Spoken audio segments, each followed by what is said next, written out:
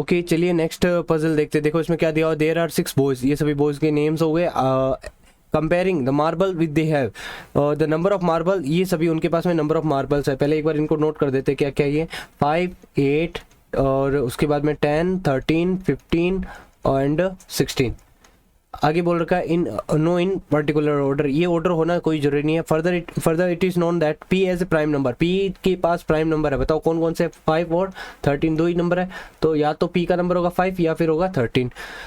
Marble S has more marble than U, S के पास you से ज़्यादा है, एस के पास यू से ज़्यादा है, ठीक है, कुछ इस तरीके से लिख लेंगे इसको अपन।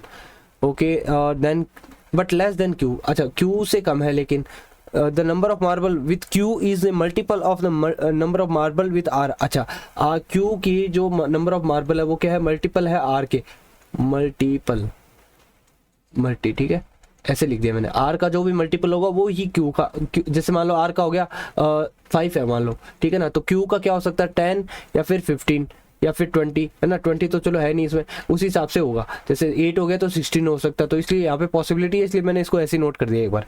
अब आगे देखते हैं, U has less number of marble as compare to T, U के पास टी से जो है कम है, सॉरी यू के पास टी से कम मार्बल है। ओके अच्छा, T does not have 10 marble, T के पास कितने नहीं होने चाहिए, 10 नहीं होने चाहिए। There is a difference of 3 between the number of P and T, अच्छा पी और टी के बीच में जो डिफरेंस है वो है 3 का डिफरेंस होना चाहिए। पी आइदर पी है मोर मार्बल देन टी और टी है मोर मार्बल देन पी, या तो पी के पास ज़्यादा या टी के पास, ये मोड का साइन इसीलिए लगाया है, मतलब इनमें से कोई भी किसी से भी माइनस हो सकता है। तो अब देखो इसको सेट करते हैं। हमें पता है कि पी के पास जो है मार्बल या तो 5 है या फिर 13 है, इन दोनों में से कोई एक है, इन दोनों में से ही कोई एक है। तो यहाँ पर मैं पहले तो लिख देता हूँ P5, ठीक है।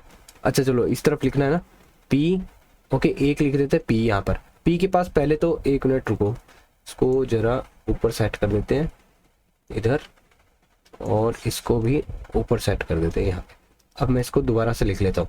मान लेते हैं P के पास मार्बल है 5 और एक तरफ P के पास मार्बल मान लेते हैं 13 है। तो अब यदि P के पास मार्बल 5 है तो इसमें में 5 के साथ मेरे को 3 का डिफरेंस भी लेना है और फिर T बनाना है ना, उसके साथ 3 का डिफरेंस। तो 5 यदि है P के पास तो T के पास कितना होगा, T के पास पक्का से 8 होगा। और इस वाली कंडीशन के हिसाब से देखूं तो T के पास कितना कितना हो सकता है, देखो 13 से 3 का डिफरेंस या तो 16 है या फिर 10 है ना, तो 10 तो T हो नहीं सकता, यहाँ पे लिखा हुआ है, ठीक है, ये लिखा हुआ है ना T 10 तो हो नहीं सकता, तो ये वाला तो हट जाएगा, ठीक है। तो फिर T कितना होगा, 16 होगा, T कितना होगा 16, तो इस वाली कंडीशन के अकॉर्डिंग T हो जाएगा 16, ठीक है। अब हमें इतना तो पता चल गया। अब और देखो इससे रिलेटेड क्या कंडीशन हो सकती है, इसने कह रखा है कि T से छोटा होना चाहिए U, T से छोटा कौन होगा U, और यहाँ पर इस वाली कंडीशन को यदि देखें तो देखो 8 है और फिर 5 है और 8 है, यहाँ पर मान लो ये यहाँ पर T लिखा हुआ है, इमेजिन करो ये T है और ये हो गया S, तो अब T से छोटा कहाँ आएगा S, U कहाँ सेट करोगे इस पे, इसमें जगह ही नहीं है ना, T से छोटा तो S हो गया और उसके बाद में कोई जगह ही नहीं है जहाँ मैं U सेट कर सकूँ, तो यानी ये वाला तो पॉसिबल नहीं है, ये वाला जो है कंडीशन, ये वाली कंडीशन तो जो है पॉसिबल नहीं है, यही वाली सही होगी, ठीक है, यही जो है सही होगी। और उसमें देखो अब इसको अपन चाहे तो यहाँ लिख सकते हैं वैसे थोड़ा, तो T हो गया इसका, T का हो गया 16 और 13 हो गया, P का हो गया 13, ठीक है। अब ये हमने लिख दिया और देखते हैं अब ये वाला भी जो है, ये वाली कंडीशन भी सेट हो सकती है शायद, ठीक है, आराम से हो जाएगी। अच्छा और यदि देखें तो P हो गया यहाँ पे, T हो गया यहाँ पे, P हो गया यहाँ पे, और इसी के अकॉर्डिंग जो है, अच्छा ये भी था ना Q और P का मल्टीपल वाले, इसको अभी नहीं कर सकते। अच्छा अब मैं इसको हटा सकता हूँ, ये वाली P का मुझे कंफर्म हो गया, और ये भी हमारा, एक मिनट, ये भी हमारा कंफर्म हो गया ना, ये वाला, ये भी अपना कंफर्म हो गया, ये भी कंफर्म हो गया। और इस डेटा को अब अपने को अरेंज करना है, इस डेटा को ना जस्ट मैं उल्टा लिख देता हूँ क्योंकि ताकि इसी हिसाब से अरेंज हो जाइए, ठीक है, S और ये हो गया U, ठीक है। अब हमने जब नंबरों को ऐसे लिख लिया तो इसको भी ऐसे ही इसी अकॉर्डिंग लिख देता हूँ मैं। अब देखो ये कहाँ सेट बैठ सकता है, हमें इस हिसाब से देखना है।